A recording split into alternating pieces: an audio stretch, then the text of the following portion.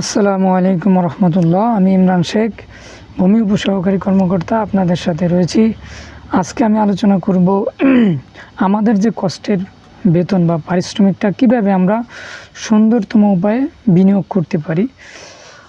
Fixed deposit, যারা ইংরেজিতে FD বলে ডাকা হয়, এটি সম্ভবত নিরাপদ বিনিয়োগের বিকল্পগুলির মধ্যে একটি, যা কেউ বেছে নিতে পারেন। যারা বেশি ঝুঁকি নিতে চান না, তারা এখানে লোক নিতে আগ্রহী হবেন বা তাদের জন্য এটি একটা আদর্শ পদ্ধতি।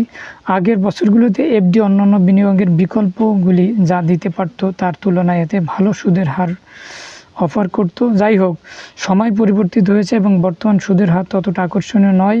মোটামুটি সুদের হার 5 থেকে 6.7 এর মধ্যে। যাই হোক, তবু এটি এখন একটি ভালো বিকল্প শুরু করার জন্য। আর আপনার সঞ্চয়ের একটি অংশ এখানে রেখে দিন। যদি আপনার ঝুঁকির